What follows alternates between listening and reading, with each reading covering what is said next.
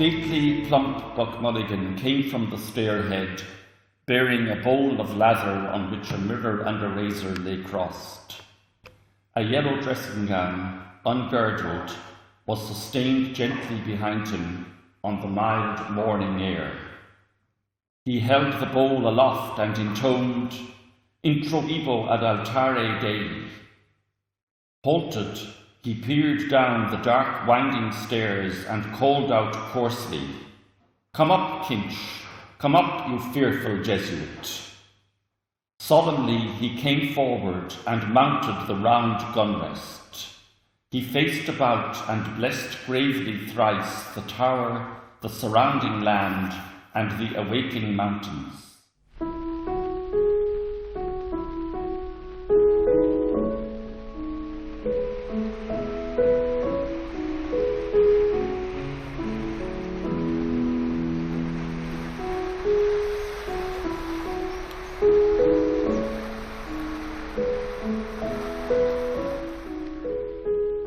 Hello, my name is Robert Nicholson. I'm curator of the James Joyce Museum here at the tower behind me in Sandy Cove.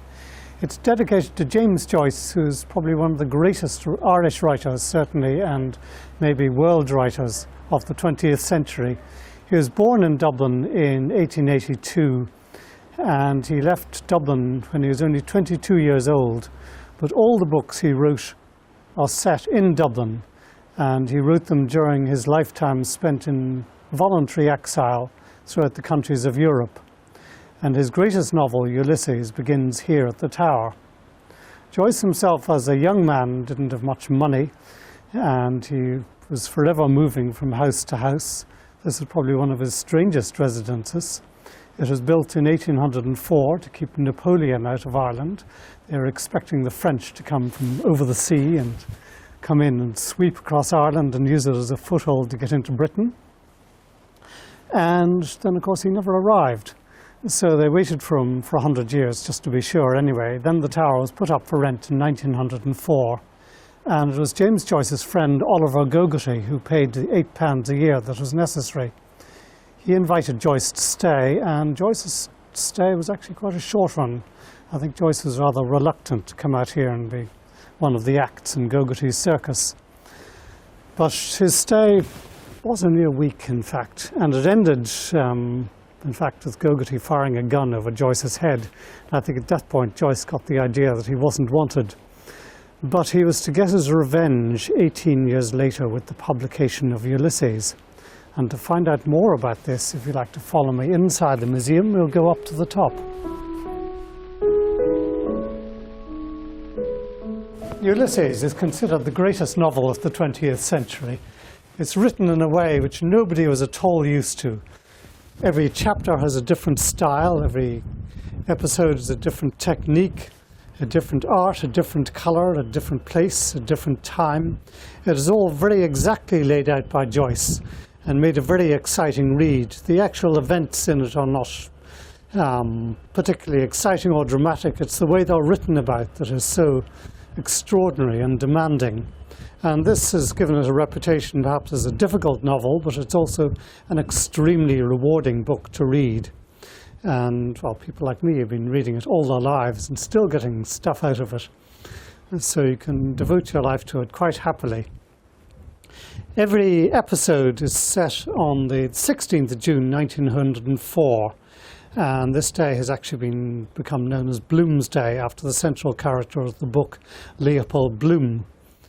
Each episode also takes place in a specific location in Dublin, and the first episode takes place here at this tower.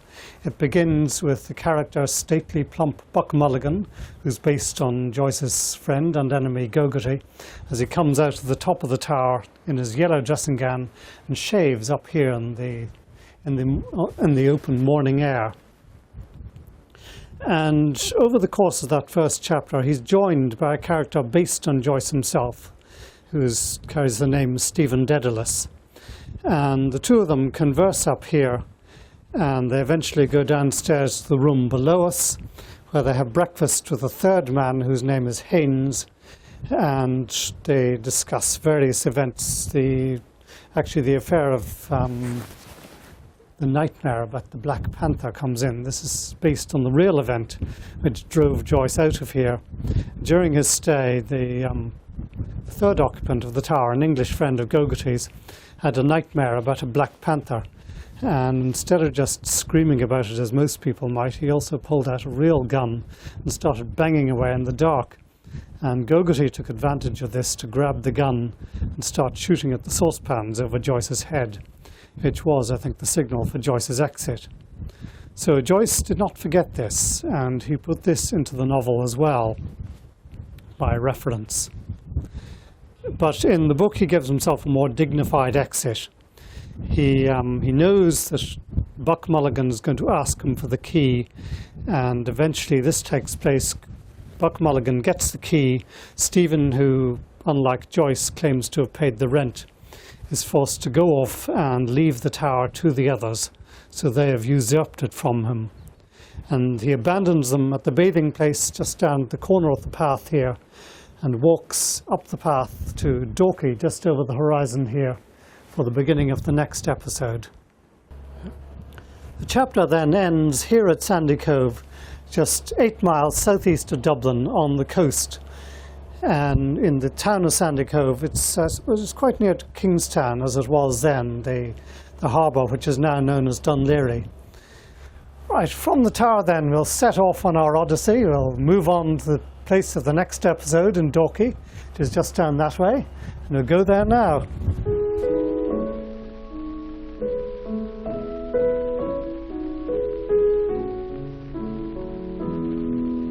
He went out by the open porch and down the gravel path under the trees, hearing the cries of voices and crack of sticks from the playfield. The lions couchant on the pillars as he passed out through the gate, toothless terrors.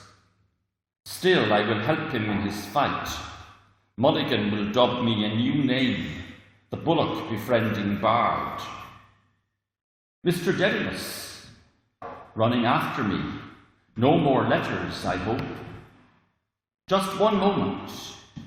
Yes, sir, Stephen said, turning back at the gate. Mr. Deasy halted, breathing hard and swallowing his breath. I just wanted to say, he said, Ireland, they say, has the honour of being the only country which never persecuted the Jews.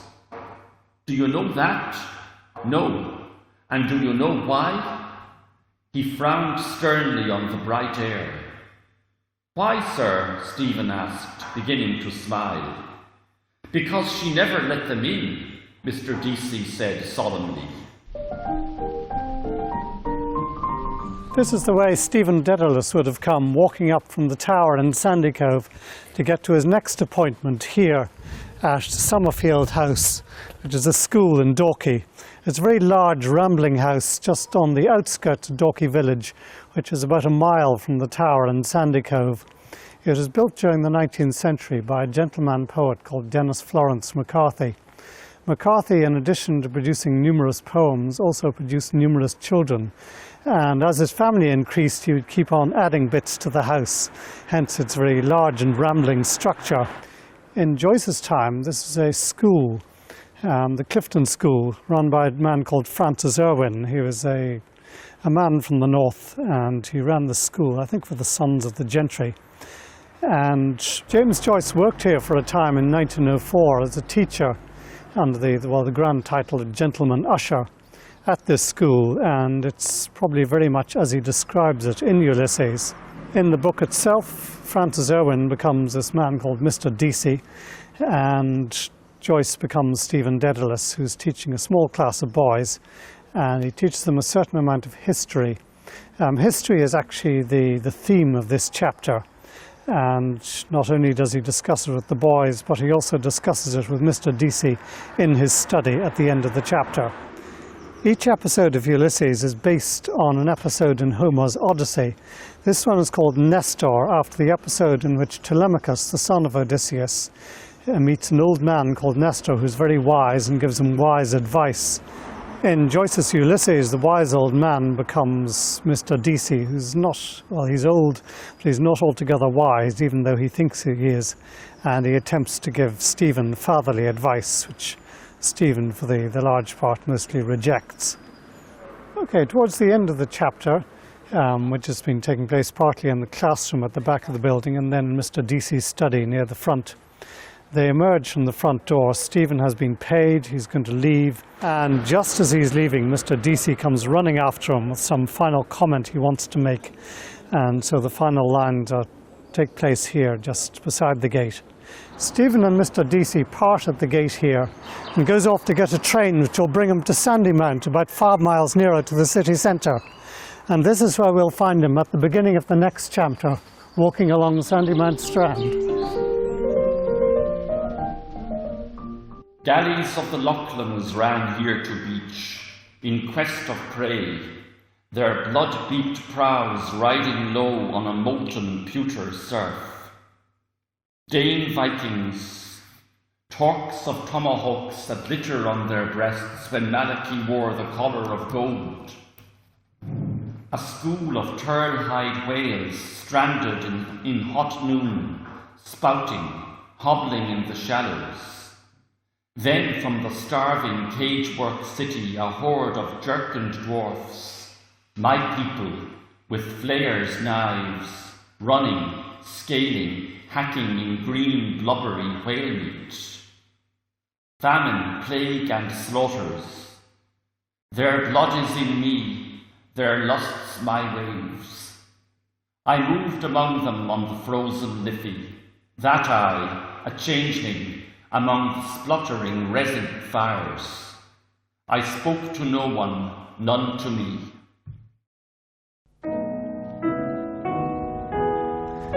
Stephen's journey brings him from Dorky out here to Sandymount, which is only about 2 or 3 miles from the city centre. It's a wonderful amenity just very close to Dublin. And when the tide is out, there's a whole stretch of bare sand apparently going almost out to the horizon. And this is where Stephen walks and tries to grapple with the various things in his mind. Here's his great problem about how facts are not reliable, that they slip out of your hands, they change shape as soon as you get to them. The episode itself is based on the Proteus, the old man of the sea. In the Odyssey, Proteus was being questioned, and whenever somebody tried to grab him, he would change shape and move away. So Stephen is trying to hold on to these things. And of course the Strand itself is very appropriate for this, because it is always changing shape. As the tide moves in and out, it changes shape. It has even changed shape in history. Where I'm actually standing is no longer the spot where Stephen stood originally. Where he was walking is now reclaimed. It's covered by houses and parkland. So the Strand itself shrinks as we watch it, but it's still here to be enjoyed. It's been part of Dublin's history for a long time, as Stephen mentions in the chapter. The Vikings ran in here on their boats and beached them on the shore to come in and invade Dublin. It's part of the huge estuary of the Dodder, which joins the Liffey in the middle of Dublin. This area is probably very dear to Joyce. During the summer of 1904, he was in lodgings in Shelbourne Road, which is just about 5 or 10 minutes walk from here.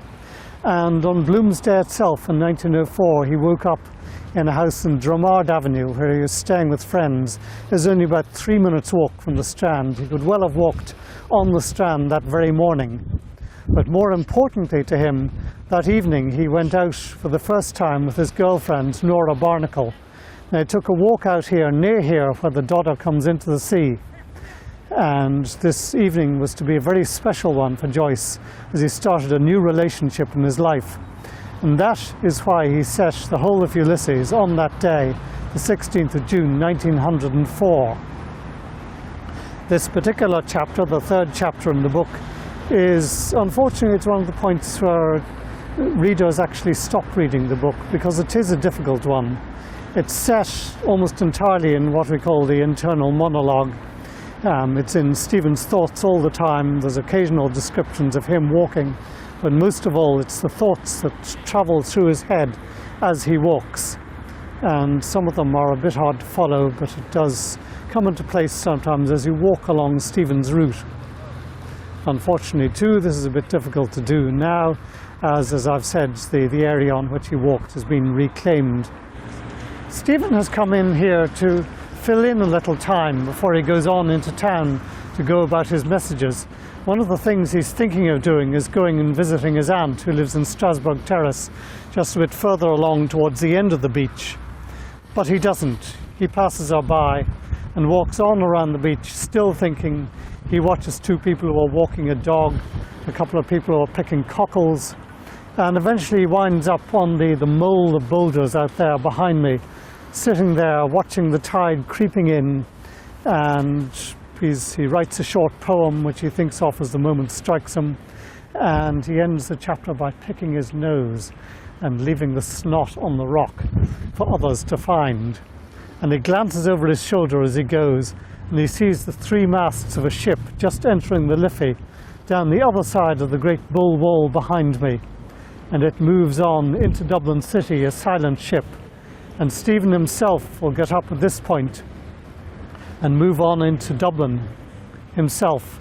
And as he passes, he will be seen by Leopold Bloom with the funeral procession that's starting near here at the beginning of a much later chapter in the book, which is set simultaneously. Stephen himself is a bit like Proteus at this point. Just as we're beginning to grasp him and find out what he's all about, he's going to slip out of our grasp. He actually disappears out of the book for the next few chapters.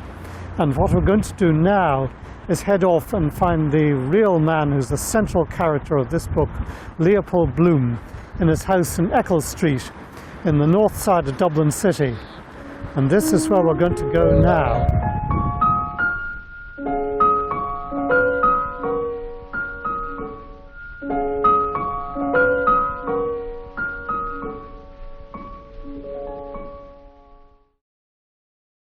On the doorstep he felt in his hip pocket for the latchkey. Not there, in the trousers I left off. Must get it. Potato I have. Creaky wardrobe. No use disturbing her. She turned over sleepily that time. He pulled the hall door to after him very quietly, more, till the foot-leaf dropped gently over the threshold, a limp lid. Looked shut. All right till I come back anyhow. He crossed to the bright side, avoiding the loose cellar flap of number 75. The sun was nearing the steeple of George's church. Be a warm day, I fancy.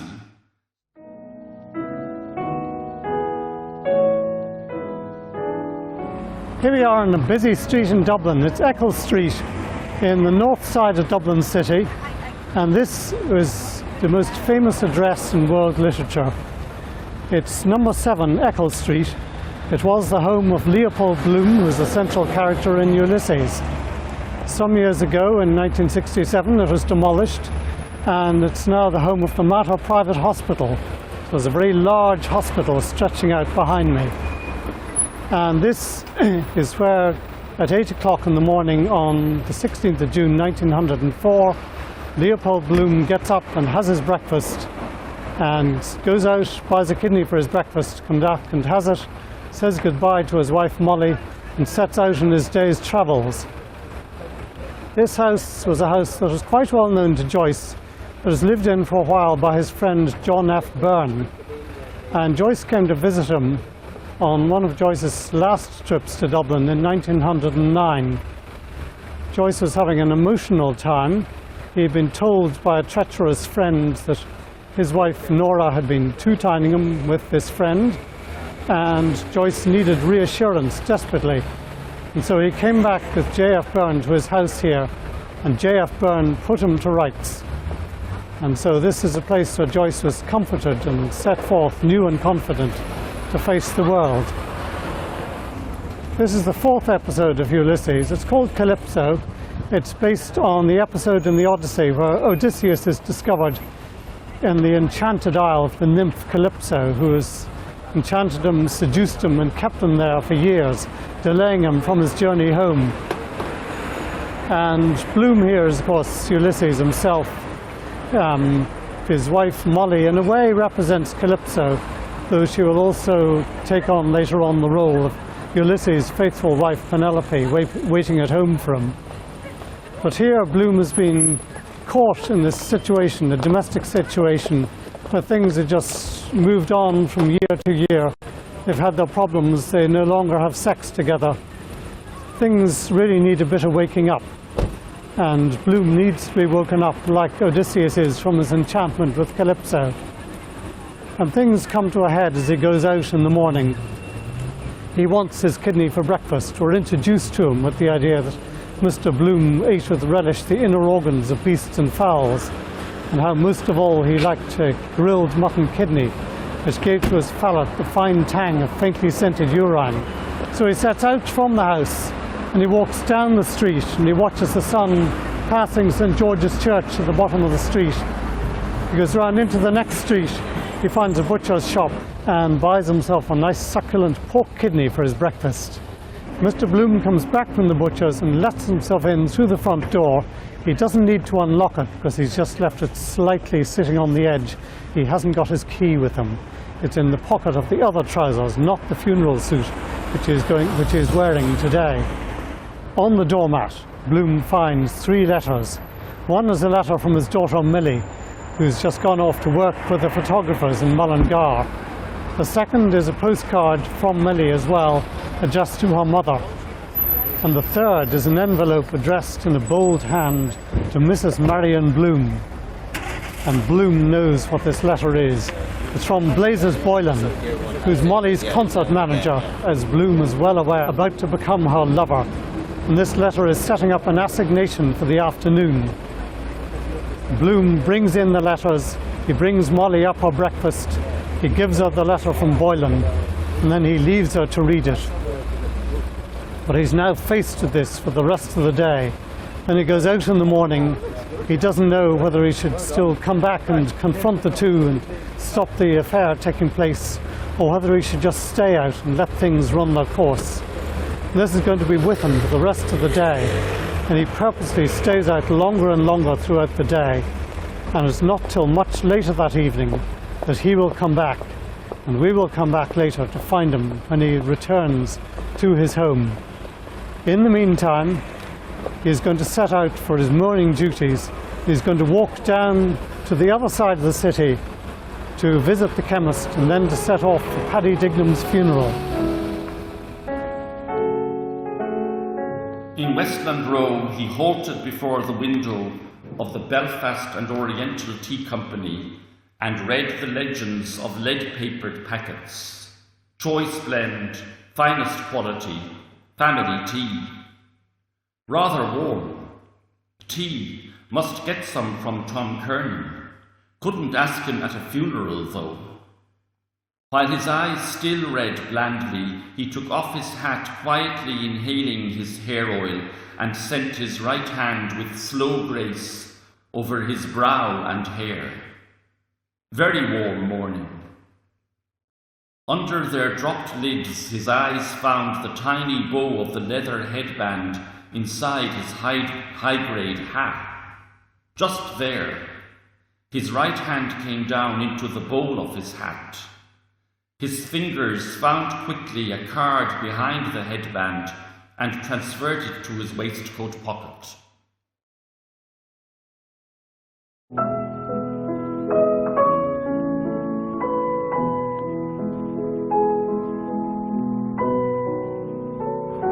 We're standing here just on the corner of Westland Row and Lincoln Place, down near the back of Trinity College on Dublin's south side.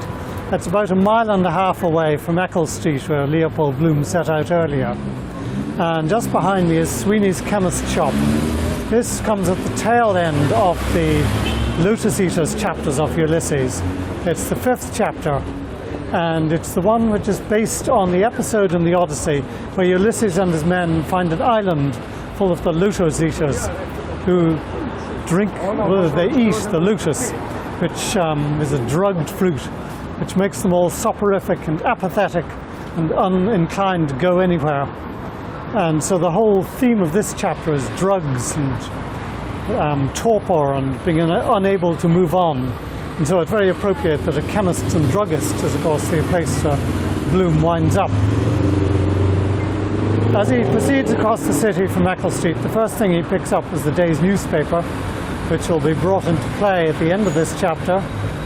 And then he walks across the Liffey, and he takes a very roundabout route for reasons which will become apparent as it turns out that he's heading, first of all, for the now vanished post office in Westland Row, where he picks up a letter. Now, the letter is not addressed to Leopold Bloom.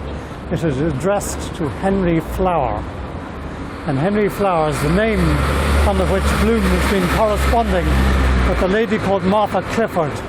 And they write each other sort of slightly erotic letters. Neither of them has met the other. But they have this correspondence, presumably to thrill each other. So Bloom picks up the letter, and he's just about to read it when, of course, he bumps into a friend. And so he has to do a long detour around the block, comes back around through the church in Westland Row from the back door to the front. And on the way, he manages to get a chance to read the letter and to take the flower which is enclosed in it. And then he moves on up the street and winds up here at Sweeney's chemist shop, where he has to buy some lotion for Molly. And he also decides while he's in there to buy some lemon soap. Now, Sweeney's is a wonderful place. So many chemists have modernized since, and I've gone all formica and glass and clean stuff. But it's a credit to the owners that they've managed to keep on with the original fittings from more than 100 years ago, as set up by Frederick W. Sweeney, the original proprietor. And so you can go in there and see the wooden cabinets and the dispensing department, and you can still buy lemon soap there as well. The soap which Bloom buys in the shop becomes his constant companion for the rest of the day. And every time he gets a whiff of lemons or something, he realizes it's the soap in one of his pockets. He even sits on it at one point and it feels hard.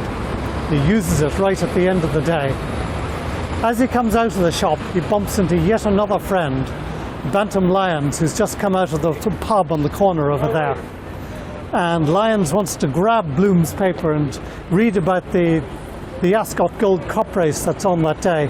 He says, "Can I borrow your paper at the moment? I just want to see who's running in the race." And yeah, he takes the paper and starts rustling the sheets and goes everywhere. And Bloom is thinking, how can I get rid of him? He says, "Listen, take it. I was going to throw it away anyway." And so Lyons, just as Bloom says, "I was going to throw it away," his eyes lights on the list of runners. And one of them is a rank outsider, throwaway at 20 to 1. So he just says, "I'll take it, thanks." Shoves the paper back at Bloom, runs off. Bloom doesn't know what's happened. The chapter ends then with Bloom going off to take a bath in the nearby bathhouse in preparation for going off to join in Paddy Dignam's funeral, which starts in Sandymount and then goes all the way across the city in a long procession right through the middle and up to Glasnevin Cemetery, the great cemetery in the north of Dublin, which is where we're going to join him now.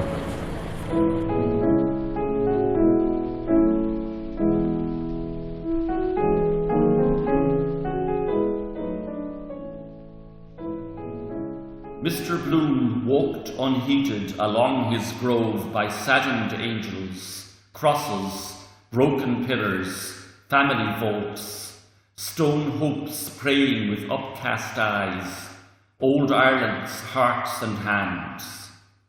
More sensible to spend the money on some charity for the living. Pray for the repose of the soul of. Does anybody really? Plant him and have done with him. Like down a coal chute, then lump them together to save time. All Souls' Day. 27th I'll be at his grave. 10 shillings for the gardener. He keeps it free of weeds. Old man himself, bent down double with his shears clipping. Near death's door. Who passed away, who departed this life, as if they did it of their own accord, got the shove, all of them, who kicked the bucket. More interesting if they told you what they were.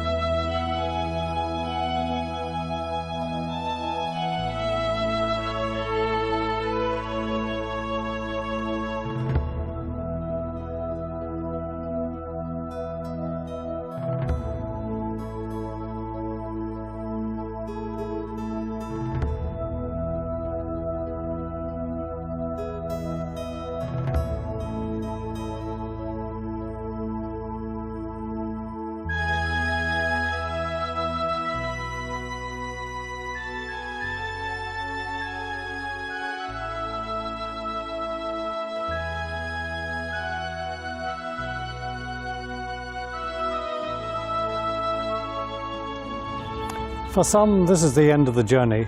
For Leopold Bloom, he was happily just passing through. This is Glasnevin Cemetery, about 4 miles north of the city centre. It's a massive municipal cemetery founded in the early 19th century by Daniel O'Connell, the great patriot. And he's been rewarded with the tallest and most majestic monument in this whole complex. It's in the shape of a round tower. And beneath it is buried all that's left of good old Dan O, as they refer to him in the chapter, except of course his heart, which is buried in Rome. Hearts are actually the central organ of this chapter, and there's a lot of talk about hearts being old rusty pumps and how they're all buried about here under the graves. This is where the funeral arrives in Ulysses. It's the funeral of Paddy Dignam. Bloom has joined it from Paddy Dignam's home in Sandymount. They've travelled all the way through the city, passing statues of the famous dead and memories of dead people all the way till they finally get here where the dead are buried. They come in through the gates and the coffin is carried into the mortuary chapel just beside the Cardinal's mausoleum, where Cardinal MacCabe is buried in the 1880s. He was the primate of all Ireland, and in fact he's referred to very disrespectfully in one of Joyce's other books as the tub of guts up in Armagh. The Cardinal's tomb is a fine piece of craftwork. There's wonderful stone carving in it, and you'll find examples of this all over the cemetery, but none so fine as the ones accorded to the princes of the church. The coffin is then carried down through the cemetery to a point somewhere in the far corner, it's not specified, where Paddy Dignam is buried. Bloom looks around. There are 13 mourners. A mystery man in a Macintosh is number 13. He never decides who he is, but he's asked by a newspaper reporter who's taking names, who's that man in the Bloom says Macintosh, and the reporter says, oh, Macintosh, great, and he writes down the name and tries to stop him, but it's too late. In the evening paper that night, of course, the name appears as Macintosh along with the other names of those who attended the burial. But when Paddy Dignam is buried, the mourners disperse and make their way slowly towards the gate, pausing to visit famous graves, to read names on the stones. Some of them say, let's come round by the chief's grave, we have time. And for them, always the chief is Parnell, the man who's buried behind me under this huge boulder of Wicklow granite. Many of Joyce's family and friends were associated with the Parnellite cause, were strong nationalists, and they supported Parnell at the time of the split in 1891, when Parnell was discovered and cited as a correspondent in a divorce case. Part of the party supported him, the others didn't, and the whole nationalist cause was set back by about 20 years. Parnell died a year later, and here he is buried. Just quite close to him is the grave of Joyce's parents. Joyce's father, John Stanislaus Joyce, was always a staunch Parnellite, and he would have been pleased to be laid to rest so close to the chief. This episode is based on the Hades episode in the Odyssey, where Ulysses has to ask questions of a dead man, Elpenor, one of his warriors. And so he's allowed to descend into Hades, where all the dead are kept. And when he comes down here, he meets many of the people who fell during the War of Troy, which he's been spending the past 10 years fighting. He also meets his mother, whom he didn't even know was dead. But he asks him questions, but he's able to leave because he's still alive. And Bloom, in the same way, is able to say to himself as he leaves the cemetery, they won't get me this innings. So he's able to proceed out of the graveyard and back to the safety of the carriages. Bloom has completed his longest journey of the day. It's 8 miles in the carriages from Sandymount at Paddy Dignam's home out to here at Glasnevin Cemetery, which is about 4 miles north of the city centre. Now the carriages are going to turn round and the mourners are going to travel back towards the city centre, where Bloom will go to the newspaper office to start a day's work. In the heart of the Hibernian metropolis, before Nelson's pillar, trams slowed, shunted, changed trolley, started for Blackrock, Kingstown and Dalkey, Clonskee, Rathgar and Terranure, Palmerston Park and Upper Rathmines, Sandymount Green, Rathmines, Ringsend and Sandymount Tower, Harold's Cross.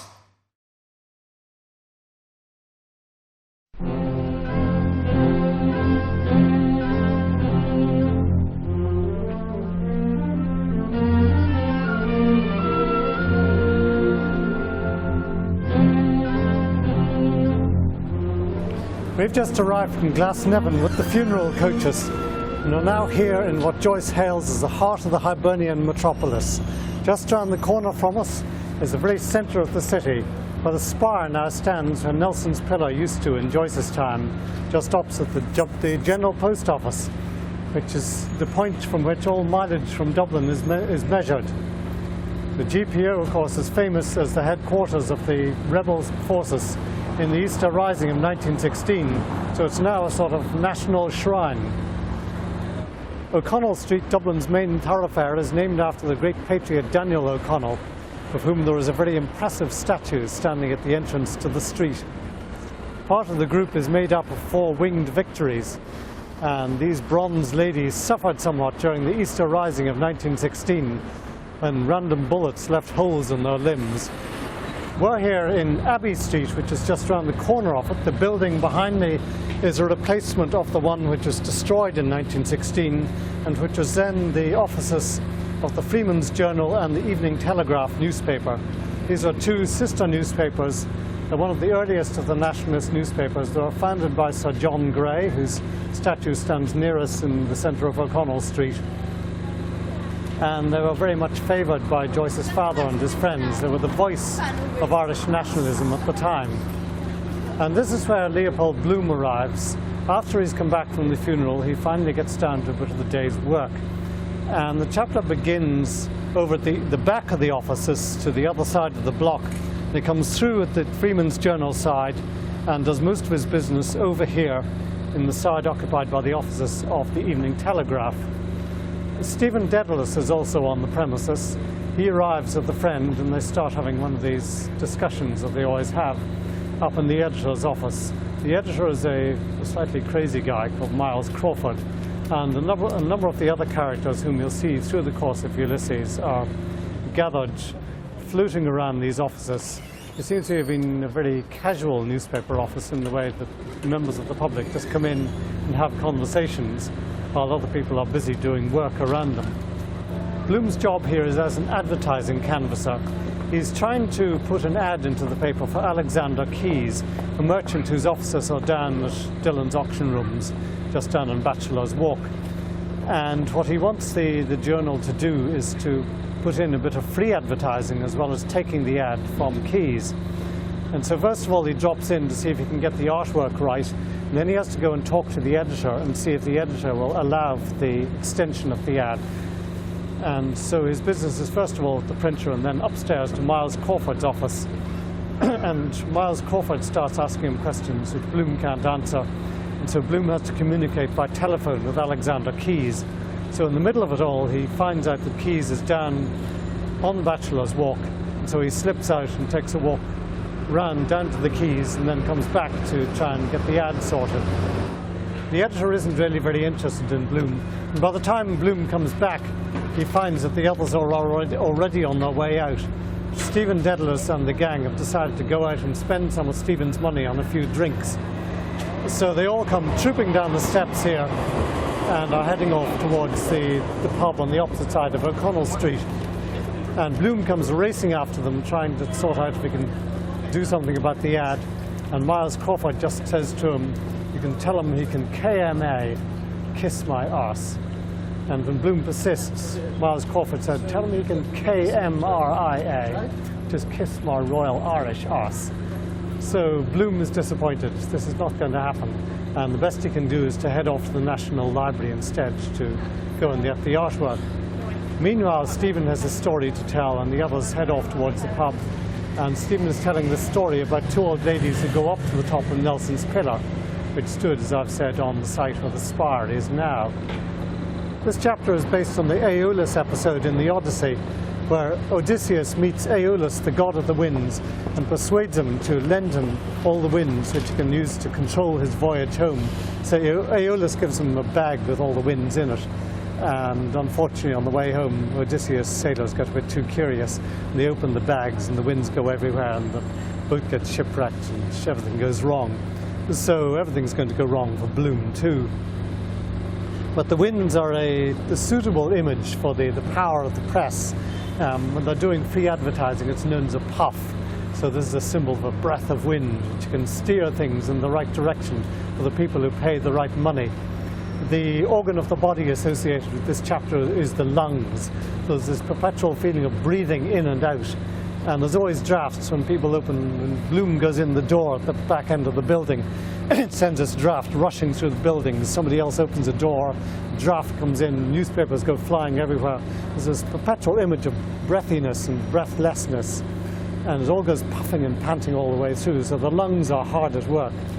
And this is how the great daily organ has turned out, as it says in the headlines. The chapter itself is divided up like a newspaper column. It's got all these little subheads all the way through. So you get these chirpy little remarks breaking up the main body of the text. It looks for all the world like a newspaper page when you read it. This is possibly the first chapter where the style begins to go more and more unusual. People have never seen a piece of a novel broken up with newspaper headlines before, so this is the first of Joyce's great innovations.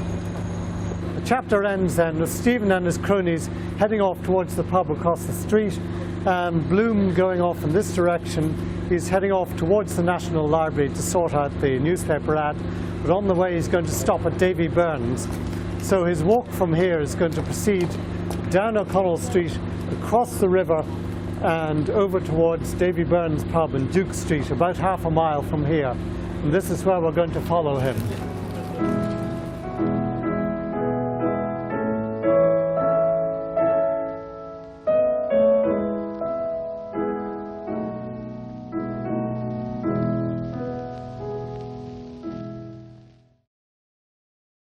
Grafton Street, gay with housed awnings, lured his senses.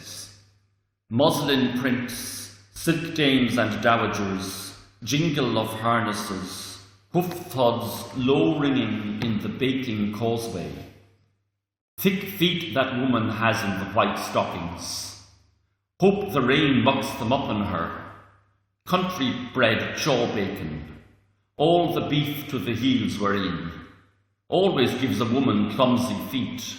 Molly looks out of plumb. Here we are at Davy Byrne's Moral Pub, made famous from its association with Ulysses. This is where Mr. Bloom arrives in the middle of a long lunchtime walk, which begins way back at the newspaper office where we were in the last episode, and he's come up through the centre of the city, and he wants to stop for lunch on the way, so he comes to Davy Byrne's. He decides it's the best place for him, and he goes inside, and he has a gorgonzola cheese sandwich and a glass of Burgundy. Maybe not to everybody's taste, but it's now become a popular dish with those who are celebrating Bloomsday. And the whole chapter is about food. It's called The Laestrygonians. It's based on the episode in Ulysses where Ulysses and his men reach an island which is full of cannibals who are very busy eating each other. And so they don't want to stay too long there, and they move on. Also, the organ of the body associated with this chapter is the esophagus, the digestive tract. So in a way, Bloom is going through the central digestive tract of the city. He's kind of excreted out at the far end when he gets to the National Library. So it's a very interesting journey in those terms. Okay, it's clear that Joyce is very familiar with this pub. It's also mentioned in one of his stories in Dubliners, and it was very well associated with many of his friends, and certainly his father would have drunk here. The owners, of course, claim that Joyce drank in here regularly, and it's quite possible that he did do so in his drinking days. Mr. Bloom himself doesn't drink too much. He sticks with a glass at lunchtime, unlike practically all the other characters in the book who seem to spend the day drinking. He meets in here a fellow called Nosy Flynn, who's called Nosy because he's perpetually got a dewdrop on the end of his nose. And Bloom watches in fascination as he thinks it's going to drop. No, he snuffled it up just in time. But there are other distractions. Other people come in, they have various things to drink, and they talk about the horse race that's coming up. And Bloom himself stands up to go to the toilet, and while he's out, people start talking about him behind his back. And this, I suppose, is a typical picture by Joyce of Dublin society, that as soon as you disappear, people are going to stick a knife in your back. Nobody really trusts Bloom, simply because he's a very private man, keeps things to himself. He never commits himself to paper. That's one thing they find is something to blame in him. Bloom, of course, is innocent of all this. Mr. Bloom finishes in the pub. He comes out of the toilet, he just waves at the others and moves on out of the pub, leaving them drinking, turns right, moves off down Duke Street and continues on his way to the National Library, which is quite close by in Kildare Street. So we're going to leave Duke Street as well, and we're heading for the National Library now.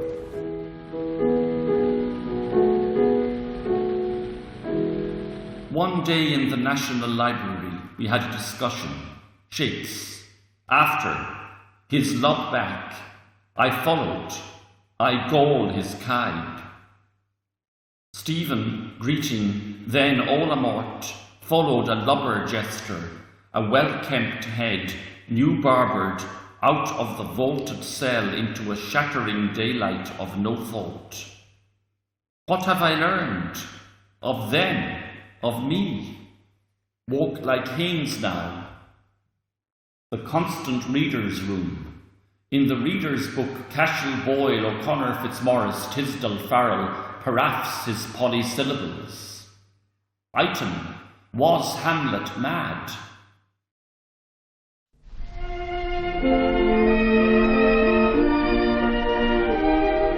Here we are, in the reading room of the National Library of Ireland.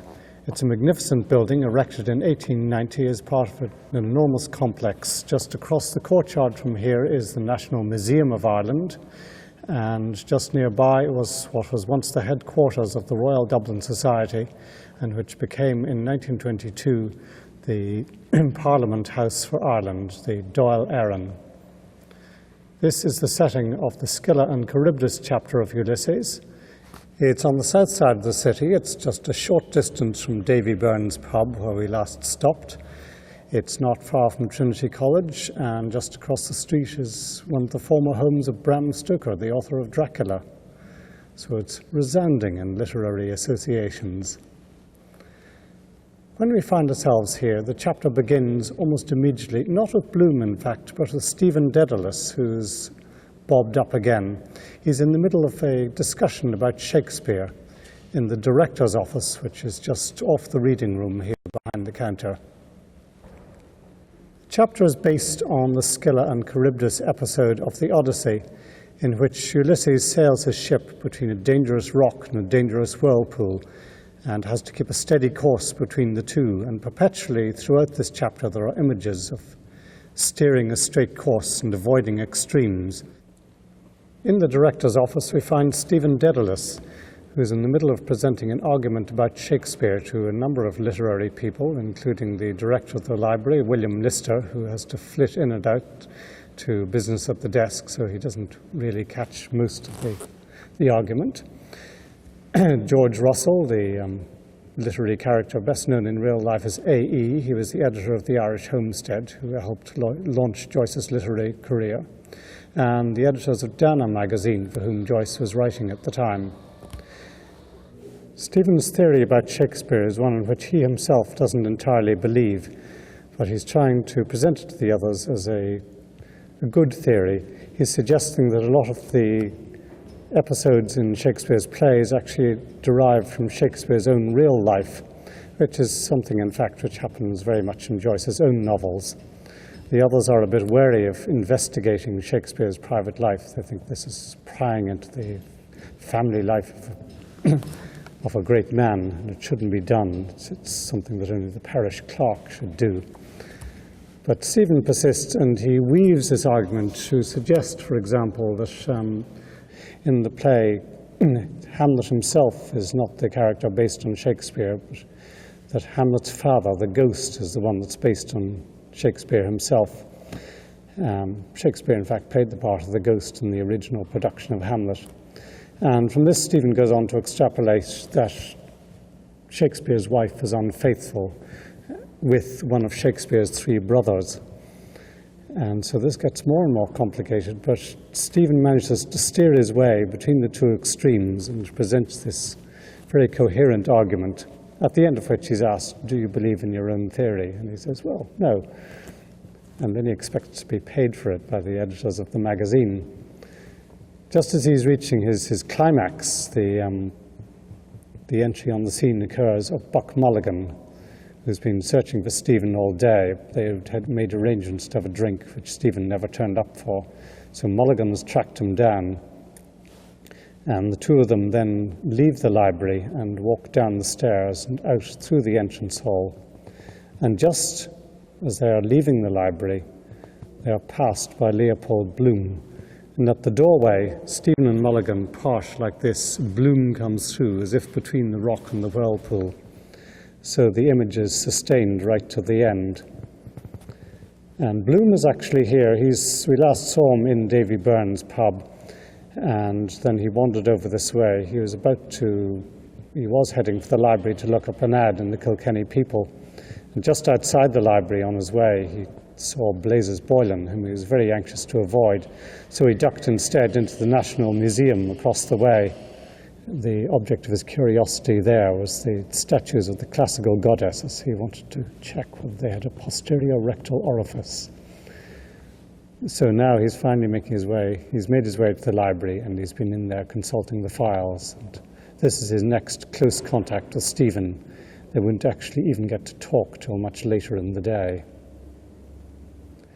Joyce was a frequent visitor to the National Library. He actually did his studies here when he was at UCD. Most of the books are down here, so he'd come and read with his friends, and they'd sit on the steps outside and talk. And there are descriptions in a portrait of the artist as a young man of people sitting around on the steps outside.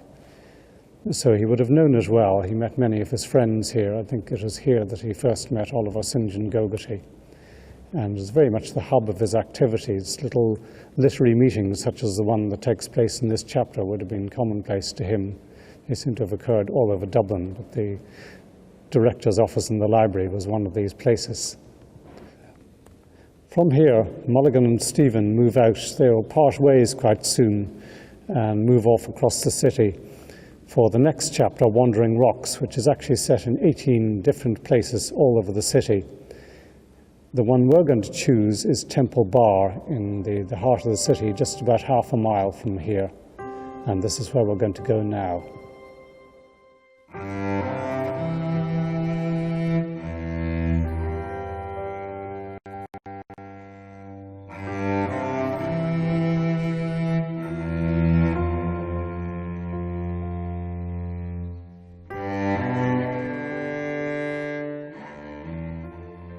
They went up the steps and under a merchant's arch. A dark-backed figure scanned books on the hawker's cart. "There he is," Lenehan said. "Wonder what he's buying," McCoy said, glancing behind. "Leopoldo or the Bloom is on the rye," Lenehan said. "He's dead nuts on sales," McCoy said. "I was with him one day and he bought a book from an old one in Liffey Street for 2 bob.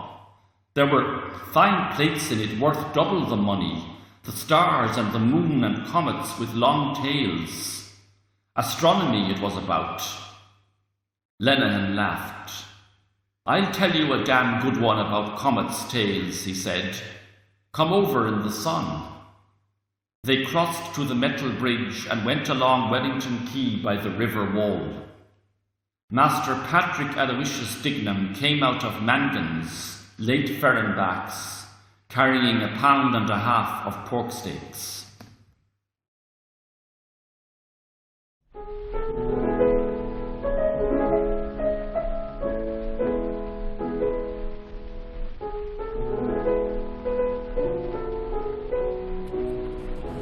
We left the National Library about a mile away to the south of here. We're now in Temple Bar, which is at the heart of the 17th century network of streets just beside the Liffey.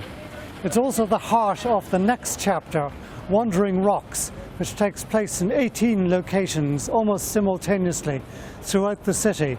Many of them are spread around here, several others are in remote areas of the city, but most of them you can see from here. Where I've just crossed the street is where Stephen Dedalus is found, already with a few drinks inside him, studying a jeweller's window.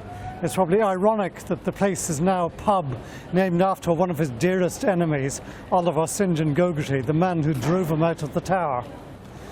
Stephen wanders off down the street beside me to look at a bookseller's stall. He's not the only one. Just a couple of streets down here in Merchant's Arch, Leopold Bloom is also studying books. He wants to buy a dirty book for his wife, and he selects one called Sweets of Sin. The filthy old shopman recommends it strongly. He says, "That's a good one," and he spits on the ground to show his enthusiasm. A Bloom is spotted while he's about this by two other people, Lenihan and McCoy, who come from even further down in Temple Bar. They've been talking to a friend just outside the Olympia Theatre, and they've been studying new invention. And they wander down the street and down through Merchant's Arch, which leads them down onto the quays of the Liffey. And from there they can see across the river to yet more of where Wandering Rocks is happening.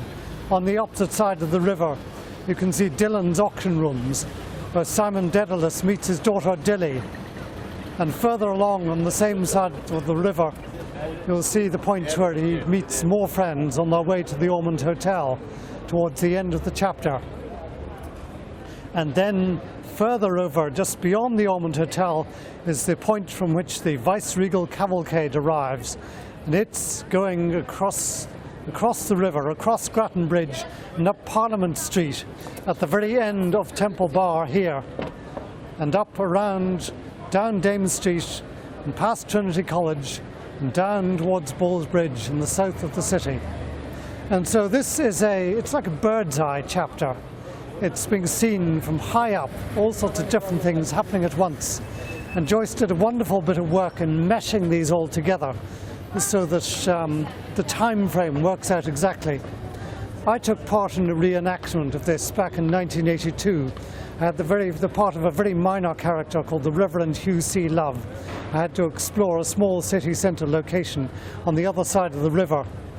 And I saw 2 or 3 other characters, and simultaneously there were hundreds of people in costume walking all over the city doing things which were orchestrated.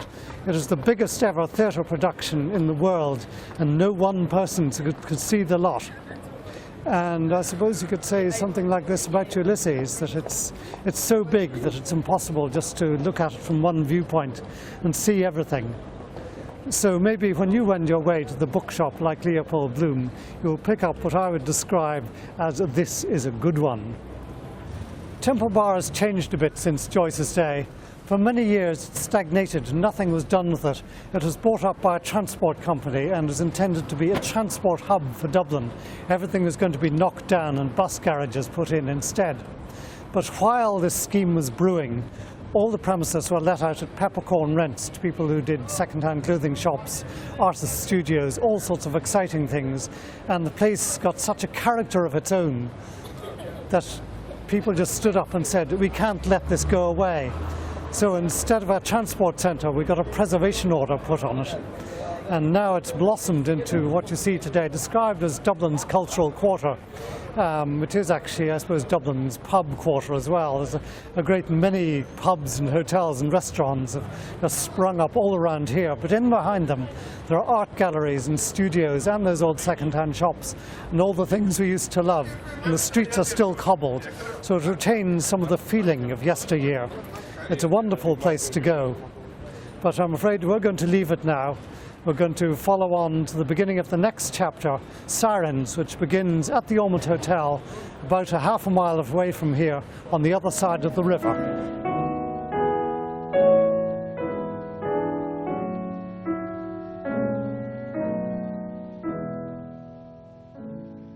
Bronze by gold, Miss Douce's head by Miss Kennedy's head, over the cross-blind of the Ormond Bar, heard the viceregal hoofs go by, ringing steel. "Is that her?" asked Miss Kennedy. Miss Douce said yes, sitting with his ex, Pearl Grey and O'Donnell. "Exquisite contrast," Miss Kennedy said. When all agog, Miss Douce said eagerly, "Look at the fellow in the tall silk." "Who? Where?" Gold asked more eagerly.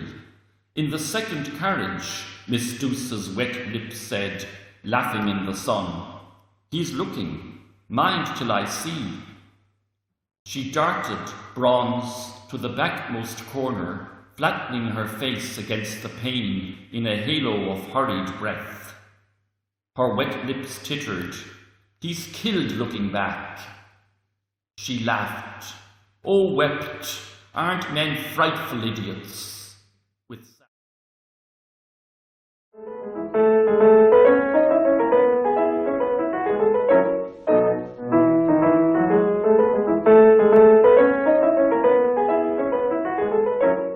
So we've just come across the river from Temple Bar, where most of the Wandering Rock section of Ulysses is set.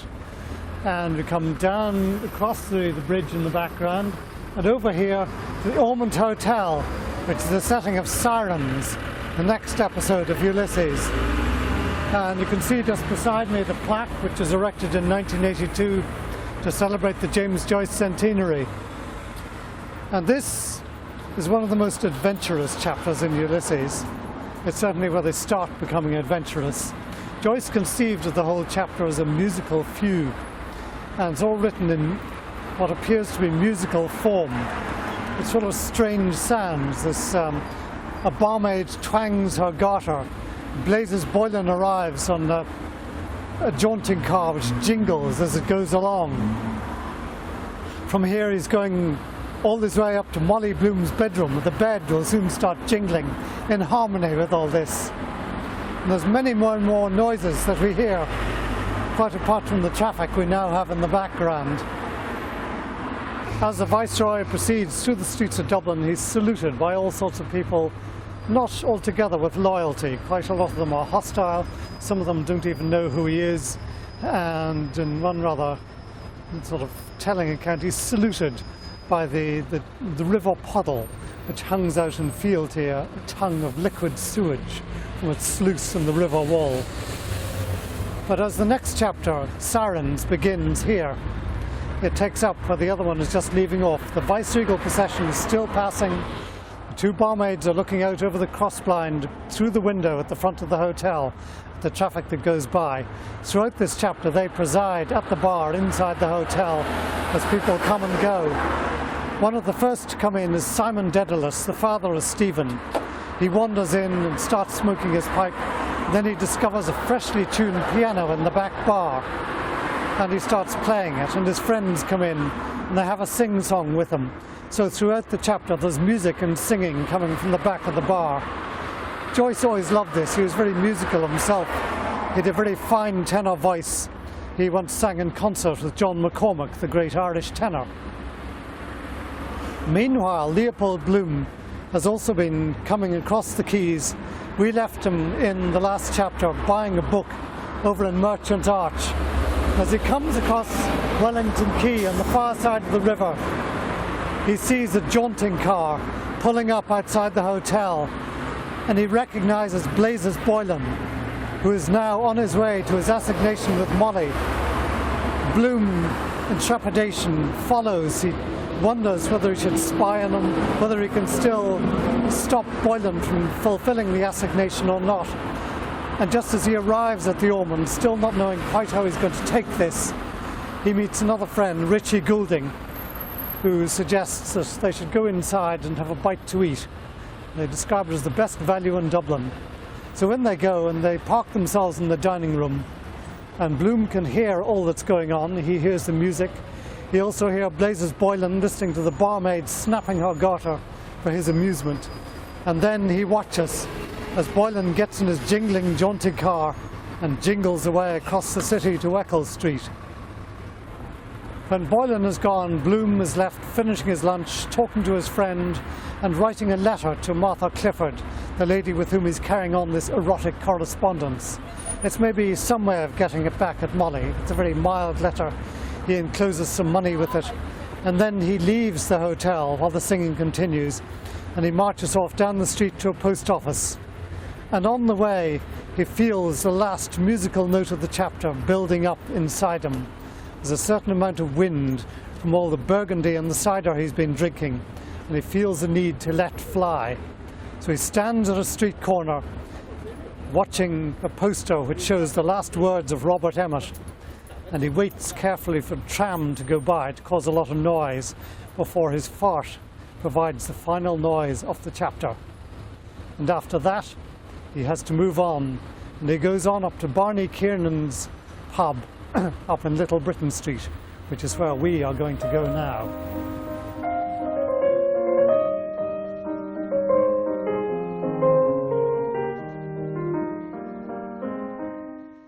So we turned into Barney Kiernan's, and there, sure enough, was a citizen up in the corner having a great confab with himself, and that bloody mangy mongrel, Garryon, and he waiting for what the sky would drop in the way of drink. There he is, says I, in his glory hole, with his Cruiskeen lawn and his load of papers, working for the cause. The bloody mongrel let a grouse out of him would give you the creeps. Be a corporal work of mercy if someone will take the life of that bloody dog. I'm told for a fact he ate a good part of the breeches of a constabulary man's sentry that came round one time with a blue paper about a licence. Stand and deliver, says he. That's all right, citizen, says Joe. Friends here. Pass, friends, says he.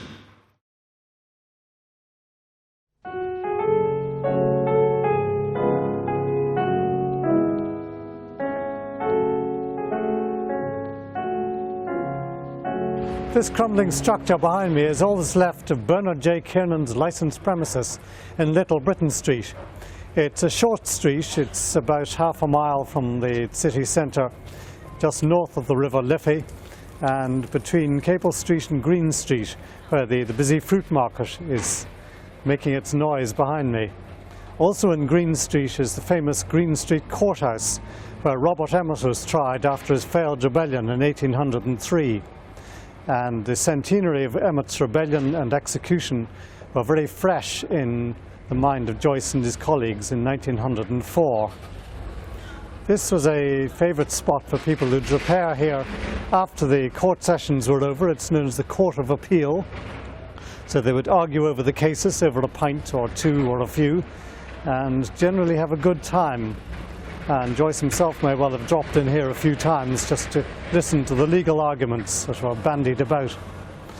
When Bloom comes here in Ulysses, he's just come from the Ormond Hotel down beside the river. He's come on a slightly long way up through the fruit and fish markets, and now he's arrived looking for Martin Cunningham, his friend, whom he's arranged to meet at Green Street Courthouse. No sign of Cunningham at the courthouse. Bloom ducks into the pub to find out what's going on and whether Martin might be there.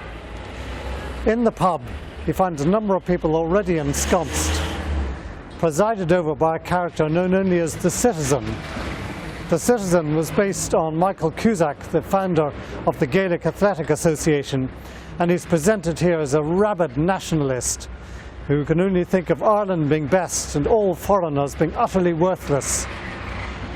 And when the Citizen gets onto the fact that Bloom is a Jew, then he starts making life unmerciful for him. The chapter itself is based on the Cyclops episode in the Odyssey, when Ulysses and his men are caught by a one-eyed giant known as the Cyclops, who traps them all in his cave and proceeds to eat them one by one, and Ulysses has to resort to trickery to get out. He introduces himself by the name No Man, and then he introduces the giant to drink, which he's brought with him. And so the giant is soon lulled to sleep. And while he's asleep, Ulysses and his men plunge a burnt stake in his eye to blind him. In the morning they escape by hiding under the sheep which the Cyclops lets out in the morning when he rolls the stone away. And as soon as Ulysses is safely out of the cave, he stands up and taunts the blind giant, and then runs off and jumps into a ship. And the last thing is that the giant hurls a huge boulder after him and nearly sinks the ship. And all this found its way into the pages of Ulysses.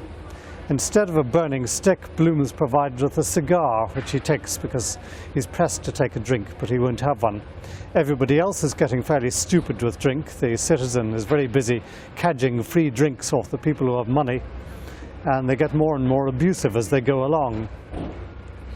The technique of the chapter is gigantism, so every so often it'll burst out from the ordinary narrative, which is being told by a character whose name is never given. He's known as the Nameless One, and it'll burst out into florid passages which are parodies of all sorts of literature.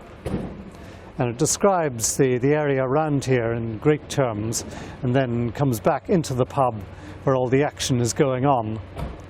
At the end of the chapter then, as the conversation gets heavy, Bloom decides to duck out of the pub just to see if Martin Cunningham has turned up at the courthouse. Bloom himself really wants to get away from this situation, but he's probably done the worst thing by leaving, because as soon as he's gone, the others start talking about him, and somebody says, I know where he's gone. He's gone to collect the winnings which he won on throwaway. The word has got around that Bloom was given a tip on throwaway, the winner in the Gold Cup race, which of course we heard about much earlier when he was talking outside Sweeney's pub. And everybody thinks that Bloom has got the winner at 20 to 1 and he's gone to collect the money. And when he comes back, everybody has their tongues hanging out waiting for a drink. And of course Bloom is totally innocent. He doesn't know what they're on about.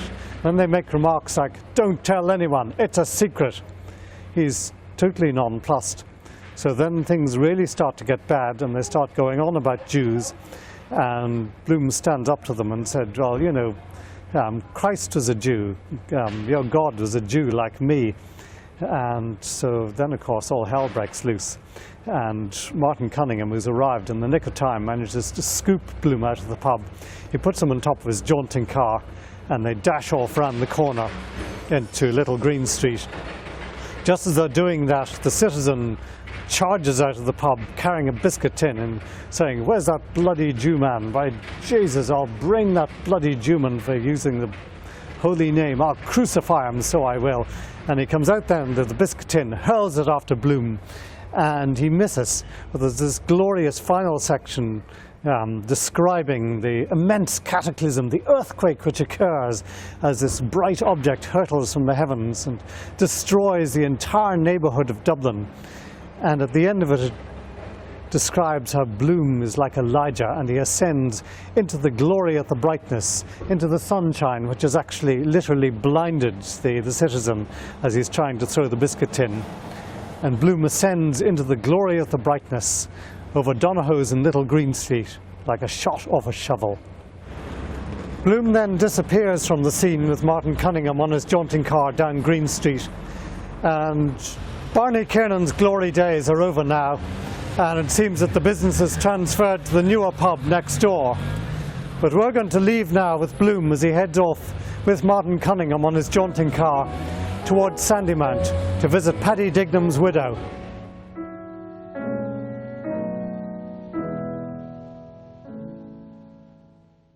The summer evening had begun to fold the world in its mysterious embrace. Far away in the west the sun was setting, and the last glow of all too fleeting day lingered lovingly on sea and strand, on the proud promontory of dear old Howth, guarding as ever the waters of the bay, on the weed-grown rocks along Sandymount shore, and, last but not least, on the quiet church whence there streamed forth at times upon the stillness the voice of prayer to her who is in her pure radiance, a beacon ever to the storm-tossed heart of man, Mary, star of the sea. The three girl friends were seated on the rocks, enjoying the evening scene and the air, which was fresh but not too chilly.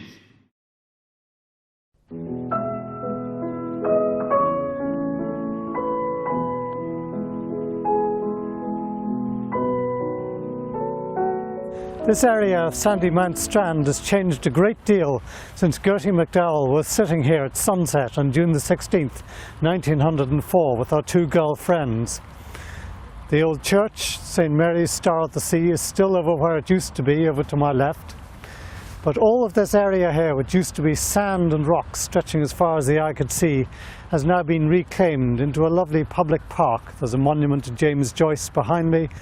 And just on this spot as well, earlier in the day, Stephen Dedalus was walking into eternity along Sandymount Strand. Now at the end of the day, Gertie is sitting here with our friends, and she notices a strange foreign-looking gentleman sitting nearby on a rock. And the two gradually catch each other's eye. Now the whole chapter is written in what Joyce describes a namby-pamby, jammy, marmalade-y, drawersy style, with hints of stewed cockles and masturbation. And what this actually amounts to is a send-up of teenage magazines of the time. It's all slushy romance and sort of very almost childish sentiments. But underlying all this is a subtle hint of eroticism. And I'm afraid the eroticism has become less and less subtle as Gertie and Mr. Bloom look at each other even more. There's an awful lot in it which I suppose you could still find in today's teenage magazines, a strong emphasis on underwear and makeup and what are the right things to do and the way to have your wedding. And well, I'm afraid underwear does predominate because underwear is Gertie's special joy, and actually women's underwear is one of Joyce's special joys too.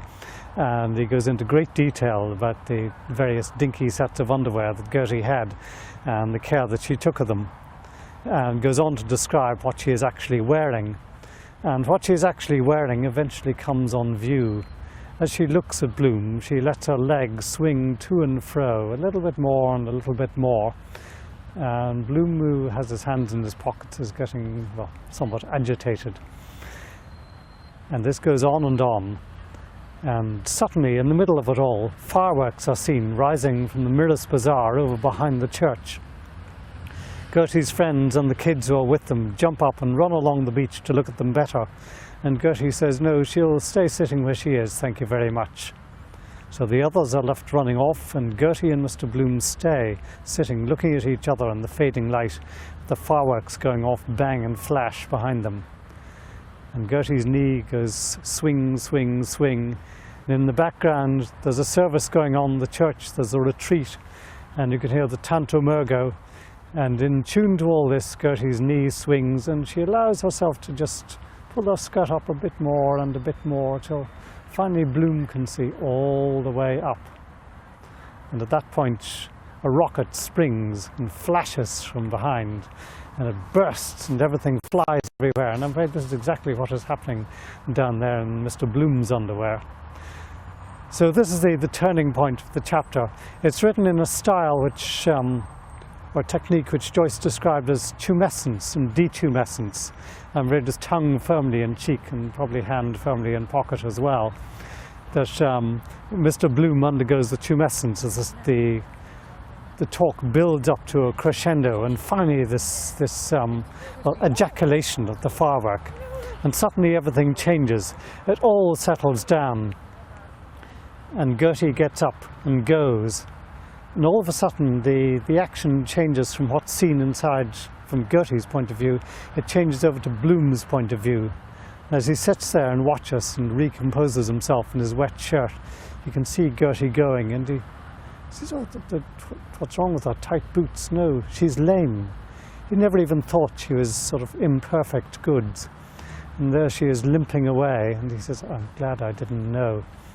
And he's left then as she goes off, and he's left musing, and he gets drowsier and drowsier sitting out here in the Strand after his long day, and eventually he allows himself to nod off for a while. But what was Bloom doing here in the first place? The last time we saw him, he was in full flight from Barney Kiernan's pub with a biscuit tin being hurled after him, and him clattering away in a jaunting car with Martin Cunningham. Now where they were going was out here in Sandymount, which is about 4 miles south of the city centre. Now our errand of mercy was to visit Paddy Dignam's widow, the woman whose husband was buried that morning in Glasnevin. And they have spent the last hour, which is not described in the book, talking to Mrs. Dignam, sorting out her financial affairs. And after all this, Bloom comes out here to rest and relax for a while.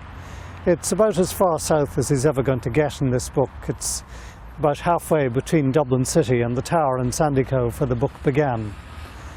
And from here he will then move northwards towards his destiny and the meeting with Stephen, which will wind up the book. So from here he's going to stand up and walk all the way into Holles Street Hospital, where we will rejoin him in a few minutes.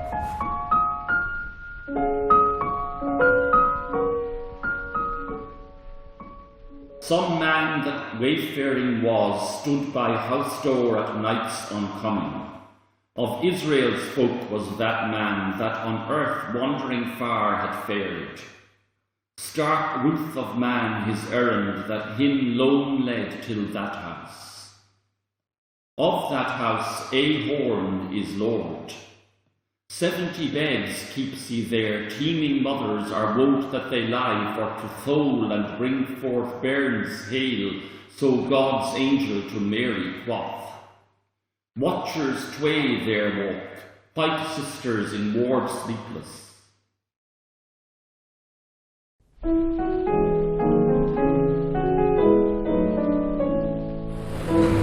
We're here just outside the National Maternity Hospital in Holles Street, just across the street from where we are now. It was founded just shortly before Ulysses opens, towards the end of the 19th century, and the master was Sir Andrew Horne, who's mentioned at the beginning of the Oxen of the Sun chapter of Ulysses. We're just off the busy Merrion Square in the south centre of Dublin, and it's about 1.5 miles from Sandymount, where we last saw Leopold Bloom when he was nodding off in Sandymount Strand. It's much closer now to the centre of the city and to the actions which will wind up the concluding chapters of Ulysses. This is the point where Leopold Bloom will actually meet Stephen Dedalus, and where the two paths, having crossed, will keep entwined up till the end of the book. Bloom turns up at the hospital just as a thunderstorm was about to break out. It's been a long, hot, sultry day, and this explosion has been threatening all day. And just as he arrives at the door, thunder bursts, and he's whooshed inside by Nurse Callan, who's just inside the door. She's an old friend of his. She recognizes him from the days when he used to live in this street. And while he's still talking to her in the hall and asking about Mrs. Purefoy, his friend, he's recognized by another man, Dixon, who's a doctor at the hospital, who treated Bloom for a bee sting. And Dixon says, "Come in and have a drink with us." And inside there's a whole party of people, including Stephen Dedalus, who has been drinking all afternoon and is very much the worse for wear, and a whole lot of medical students. Joyce was always described as a medical student's pal, and he seems to be in the midst of them now. So this is where Bloom actually finds the chance to see Stephen and to realize that he's in quite a bad way and needs looking after. This chapter is a remarkable one. It's called The Oxen of the Sun. It's based on the episode in the Odyssey where Ulysses and his men land on the island of Sicily, and they slaughter cattle who are sacred to the sun god Apollo and eat them because they're so hungry. And this is it's a blasphemy. It's a crime against a god. And so for this there can be no punishment too harsh. And so when they depart, it's with the curse of Apollo upon them. In this chapter in Ulysses, it's set in a maternity hospital, so it follows the form of fetal development. And the way it's written is that each section is written in a parody of a particularly literary style. So it follows the literary style of English from the very beginning. So primitive incantations, and then maybe a direct translation of Julius Caesar or somebody, then into Anglo-Saxon, then into Old English, and so on through Shakespeare and his contemporaries, all the way up to Dickens, and finally it explodes out into slang and modern idiom. And this is supposed to mirror the growth of the infant in the womb. It's all very cleverly done, and quite difficult to read as well. So the birth of the baby is mirrored in the book by the explosion of all these medical students deciding to jump up and go for a drink. And they all burst out through the front door and march down the street to Burke's pub, which was on the corner of the street. It's long gone now. And they have a few drinks there in a very confused section of the chapter, because everything is all muddied up with slang and people talking in all directions. And at the end of all that, Stephen Dedalus and a friend Lynch decide to go off to the red light district. And they creep off down Denzil Lane to the left, followed by Leopold Bloom, who just wants to keep an eye on Stephen. And we are going to follow them now to that red light district on the north side of Dublin's Liffey.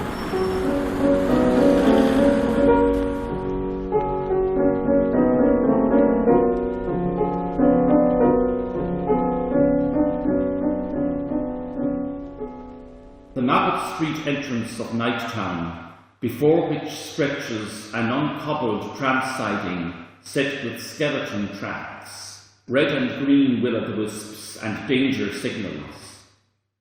Rows of grimy houses with gaping doors. Rare lamps with faint rainbow fans. Round Rabaiotti's halted ice gondola, stunted men and women squabble. They grab wafers between which are wedged lumps of coral and copper snow. Sucking, they scatter slowly, children. The swan comb of the gondola, high-reared, forges on through the murk, white and blue under a lighthouse. Whistles call and answer. The call. Wait, my love, and I'll be with you. The answer. Round behind the stable.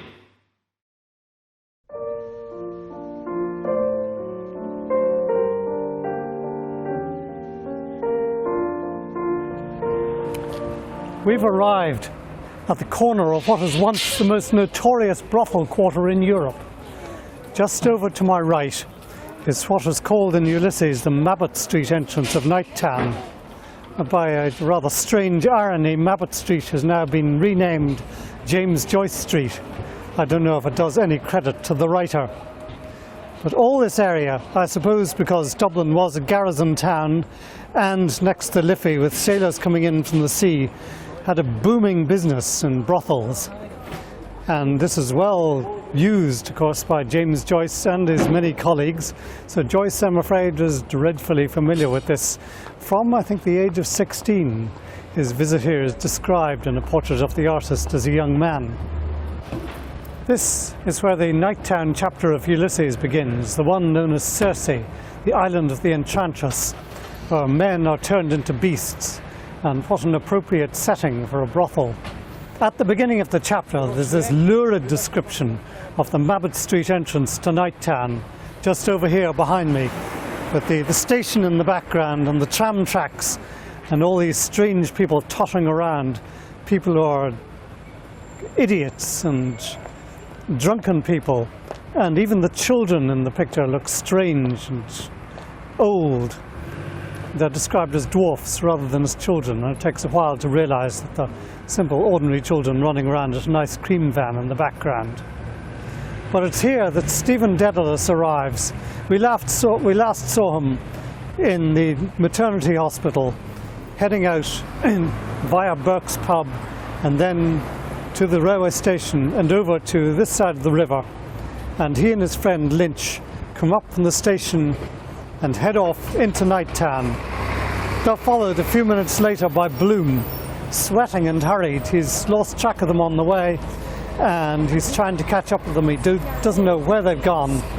And he stops at a couple of shops on the way back for provisions. He gets a crubeen, a pig's trotter, from one of the shops beside the bridge.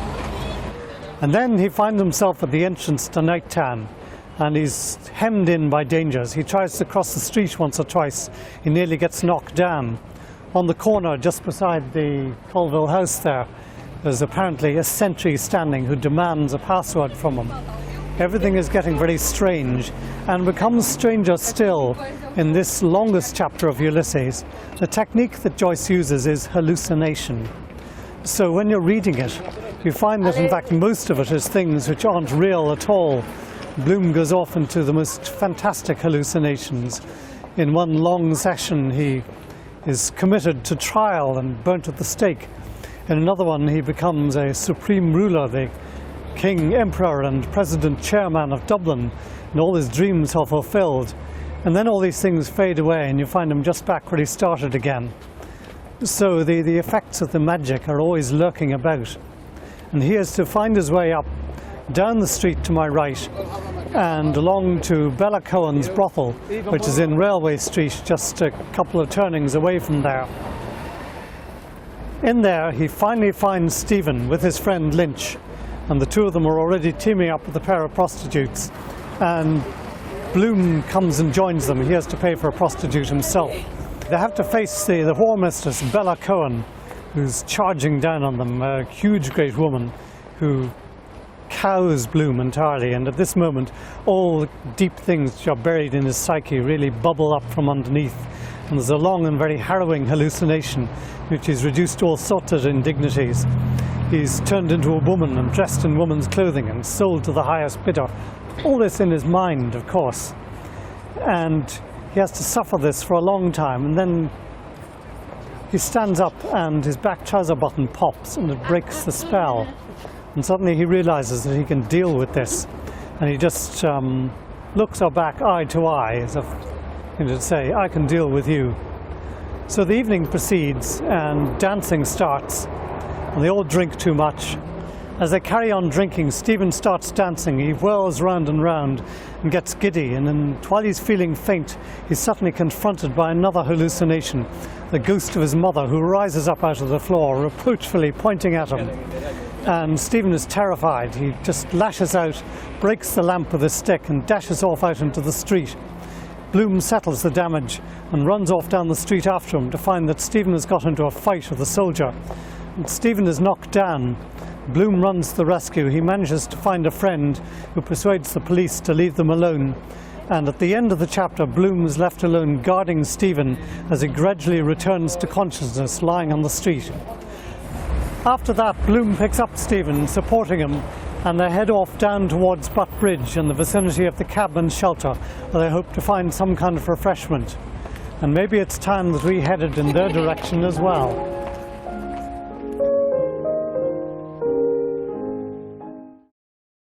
Preparatory to anything else, Mr. Bloom brushed off the greater bulk of the shavings and handed Stephen the hat and ash plant and bucked him up generally in orthodox Samaritan fashion, which he very badly needed. His, Stephen's, mind was not exactly what you would call wandering, but a bit unsteady, and on his expressed desire for some beverage to drink, Mr. Bloom, in view of the hour it was and there being no pump of Vartry water available for their ablutions, let alone drinking purposes, hit upon an expedient by suggesting, off the reel, the propriety of the cabman's shelter, as it was called, hardly a stone's throw away near Butt Bridge, where they might hit upon some drinkables in the shape of a milk and soda or a mineral.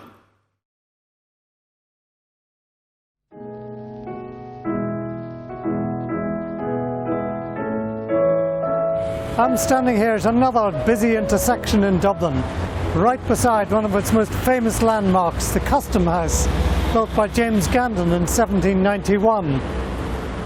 But the building that's important to us is no longer here and is much more humble. It is the cabman's shelter, which features in the Eumaeus episode of Ulysses. Just behind me here, where that smudge in the granite is, was an unpretentious wooden structure where they served coffee. It was erected by a temperance society known as the Coffee Palace. They had a number of these dotted around the city. The idea was to make sure that people like cabmen and dockers had somewhere to sit and socialise and drink non-alcoholic beverages. It's to here that Stephen and Bloom come after the episode in Nighttown. Stephen still pretty shaky on his pins, Bloom supporting him and generally bucking him up in orthodox Samaritan fashion, as they say in the book. And they proceed down here past the Custom House and find themselves some space in this small structure, which is run apparently by none other than Skin the Goat, who was somebody implicated in the famous Phoenix Park murders of 1882. Nobody knows if it is him, and historically, in fact, it probably wasn't. But this is just one of the features of this chapter. Nothing is quite what it seems. It's all disguise.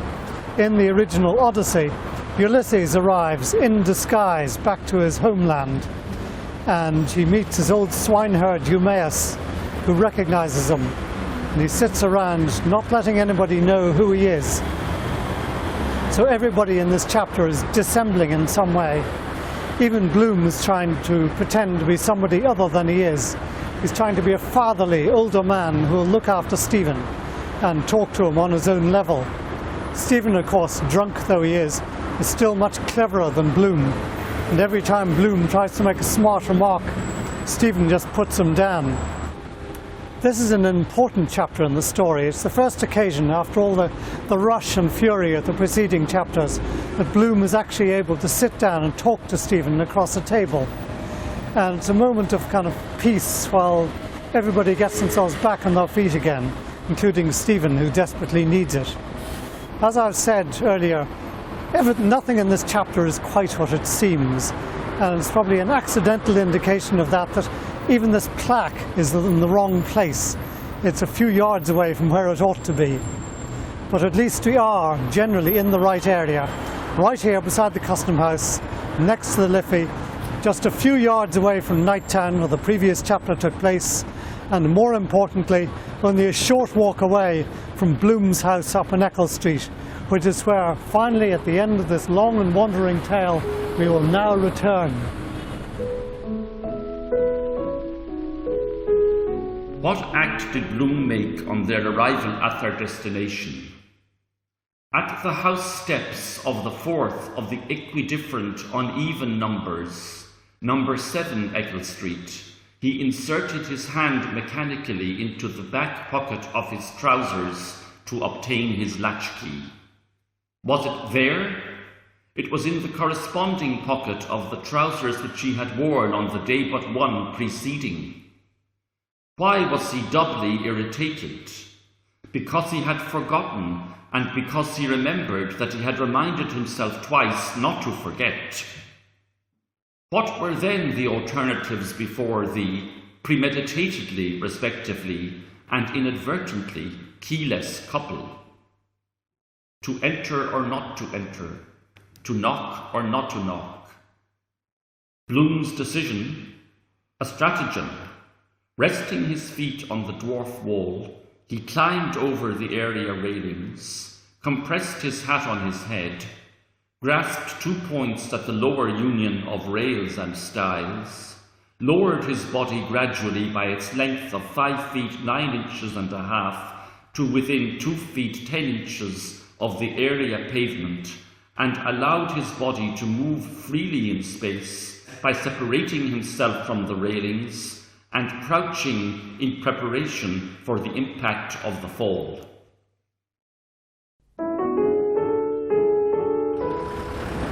I'm just coming up the street here as Stephen and Bloom do on the final approach to the last end of their journey in the second last chapter of Ulysses. They just come up from Temple Street North behind me, where St. George's Church stand. It's the one in which the Duke of Wellington allegedly was married. And the journey is stretched all the way from the cabman's shelter, where we last saw them down near the river. So this is about a mile away from the river, and this is finally where Stephen is going to get his honest bit of refreshment. When they get here, Bloom's reaction is, as the plaque says on the wall, at the house steps of the fourth of the equidifferent uneven numbers, number 7 Eccles Street, he inserted his hand mechanically into the back pocket of his trousers to obtain his latchkey. But the latchkey isn't there. He left it in the trousers he was wearing the previous day before he put on the funeral suit, and he had reminded himself earlier that day not to forget it, so of course he was doubly irritated. But there is a way out of this. They're not locked out of the house entirely. What Bloom does is that he lets himself down over the railings, down to basement level. Now you can't see this in the house itself, because obviously the house is long gone, has been replaced by modern structure. But the houses on the other side of the street are still exactly the same as they were back in Joyce's day, from the beginning in fact. And so we can use them as a model just to show you where all this was done. So Bloom was able to let himself down over the railings, down to basement level, where there was a door into the kitchen, which was not locked like the front door. So Bloom was able to go in through the kitchen, up the stairs, and out to front door level, where he is able to admit Stephen. And then the two of them go inside, downstairs to the kitchen, and there Bloom prepares cocoa for Stephen, and they sit down and have really their first proper chat on their own. And it proves to be quite a good chat. It's quite a long chapter. It's written again, and Joyce finds yet another form to write in. It's written like a catechism. It's all question and answer. And the tone is very scientific and cold. No fact is left unturned. In fact, it's in this chapter that we find the answers to many of the questions which have been perplexing us throughout the whole book. Things about Bloom's origins and what precisely his father did and all the rest of it. So it's a great place to clean up those loose ends before we move towards the end of the book. Bloom is finally enjoying himself and he's having a good old chat with Stephen.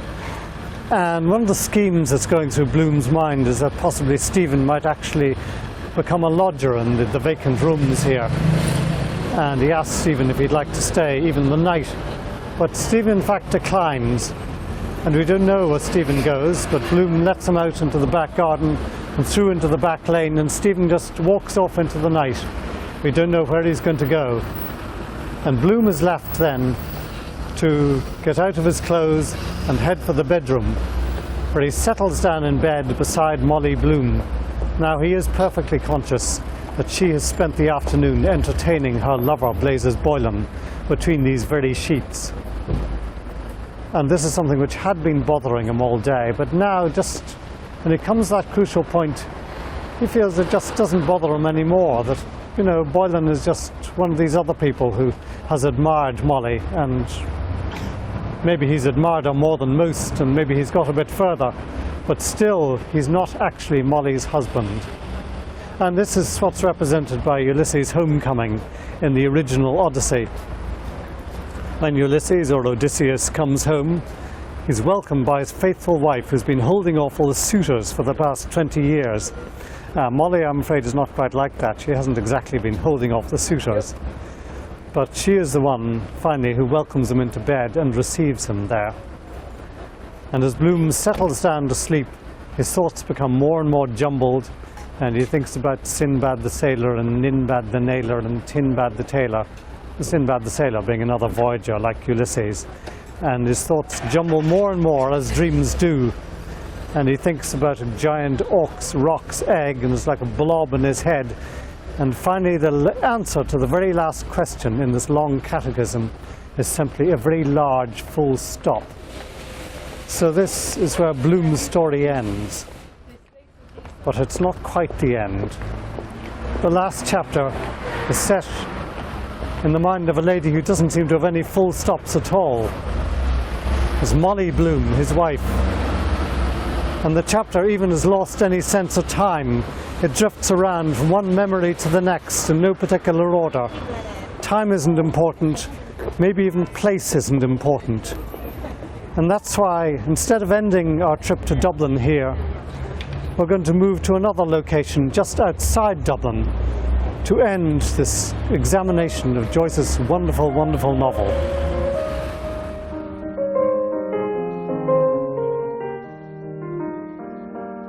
The sun shines for you, he said, the day we were lying among the rhododendrons on Howth Head in the grey tweed suit and his straw hat, the day I got him to propose to me, yes. First I gave him the bit of seed cake out of my mouth, and it was leap year like now, yes. 16 years ago, my God, after that long kiss, I near lost my breath. Yes, he said I was a flower of the mountain. Yes, so we are, flowers all, a woman's body.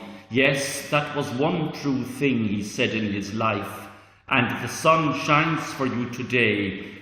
Yes, that was why I liked him, because I saw he understood or felt what a woman is. And I knew I could always get round him, and I gave him all the pleasure I could, leading him on, till he asked me to say yes, and I wouldn't answer first, only looked out over the sea and the sky.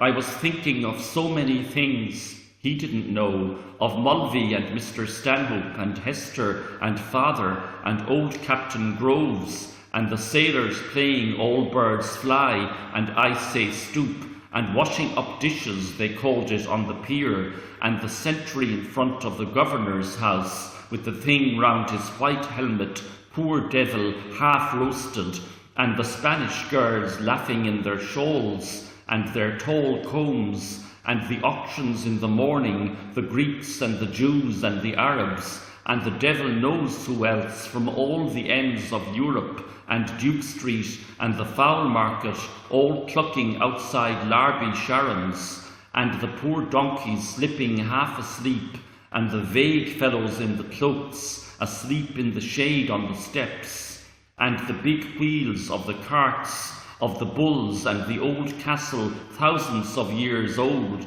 yes, and those handsome Moors, all in white and turbans like kings, asking you to sit down in their little bit of a shop, and Rhonda with the old windows of the posadas, two glancing eyes a lattice hid, for her lover to kiss the iron, and the wine shops half open at night, and the castanets, and the night we missed the boat at Algeciras, the watchman going about serene with his lamp, and oh, that awful deep down torrent, oh, and the sea, crimson sometimes like fire, and the glorious sunsets, and the fig trees in the Alameda gardens, yes, and all the queer little streets, and the pink and blue and yellow houses, and the rose gardens, and the jessamine and geraniums, and cactuses, and Gibraltar as a girl, where I was a flower of the mountain, yes, when I put the rose in my hair,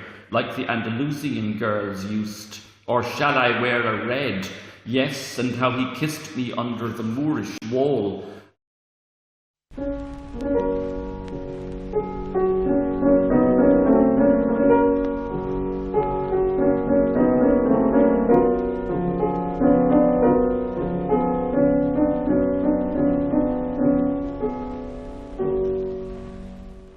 Howth is about 12 miles north of Dublin. It's the same distance north of the city centre as Sandy Cove is on the south.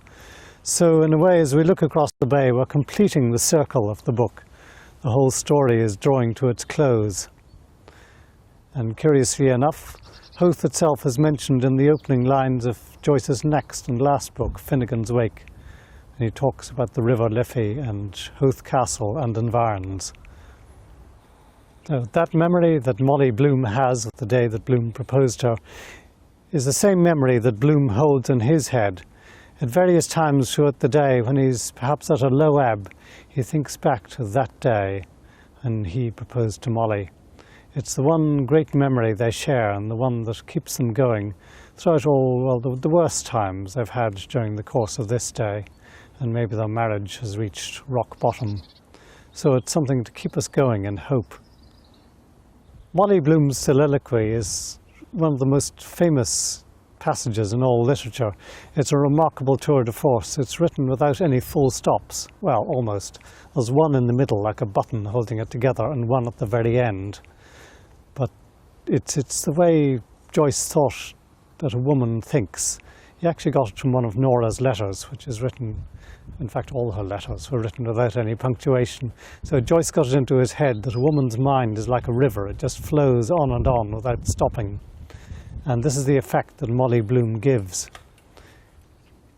Joyce tried so many different techniques and styles throughout Ulysses, and he kept coming up with new and exciting ones, and this is probably the most remarkable, the one that goes and goes and goes until it stops. That wonderful word yes, which seems to all its readers such a great affirmation of humanity. And it's the word with which Molly Bloom closes the book for herself and for Leopold Bloom and for all the other characters in it. Joyce is reported as saying that when he was writing Ulysses, he wanted in his novel to give such a complete picture of the city that if it was one day wiped from the earth, it could be recreated from the pages of his book. And to a certain extent it has. Obviously a lot of Joyce's Dublin has disappeared. It has gone from the face of the earth. But by reading Ulysses, you get this picture building up again on the fragments that remain. It creates not just a picture of the way the buildings look. It doesn't actually come down to that. What he's giving is a picture of the way life was lived in Dublin, the very character of the city that comes from the stones, from the people, from the way they talk, from their history and the way they live. And this is what we get from Ulysses. It's a picture of a city brought to life and recreated. The city originally founded by the Danes over 1,000 years ago, on a little tidal estuary on the east coast of Ireland, a bridge flung across the river where there was previously a ford. Churches and buildings grow around it, and the whole city develops. It's taken over by the English and becomes the capital of a gradually conquered Ireland. And then in 1922, the year in which Ulysses was published, Ireland once again gained its own independence and now is a sovereign country. And James Joyce, I'm afraid, is quite an embarrassment at the beginning. He reflected a history which they wanted to rub out of their past. They didn't want to hear about the tatty old provincial city that it used to be. But nowadays, in Ireland, people recognise Joyce as one of our greatest writers, the person who actually presented Ireland to the world and made Dublin, I suppose you could say, a theatre for everything that happens in the universe. It's a place as great as biblical Jerusalem or Homer's Mediterranean. And people now come from all over the world just to see the places where Leopold Bloom walked and which Joyce wrote about in Ulysses. James Joyce published Ulysses on his 40th birthday, the 2nd of February 1922. He had already written a book of short stories, Dubliners, and an autobiographical novel, The Portrait of the Artist as a Young Man. And after Ulysses, he was to go on to spend 17 years writing his last book, Finnegan's Wake, which was published in 1939, 2 years before Joyce died on the 13th of January 1941 in Zurich, in the middle of the Second World War. Joyce never came back to Ireland, but he always kept it in his head. Joyce's greatest achievement was Ulysses. It's the one which consistently tops all the surveys of the greatest novel ever written, and it's the one which truly brings Dublin to life. It's the one which starts at Sandy Cove, finishes at Oath, goes all round, and creates for you a wonderful city of the imagination, which is also a city of fact and history, one which you can explore for yourself in the pages of Ulysses, or if you like, in your own shoes and walking the streets of Dublin. It's been a long journey through Dublin. It's been a long journey through Ulysses, but a rich and rewarding one. This is Joyce's masterpiece. It's the book he created for the world. It's the way he put Dublin on the map of the world. It's the book to read. And I'm going to leave you with this last view out over Dublin Bay, the view with which Joyce ends Ulysses, and the one with which he presents this book to us, the reader, to enjoy.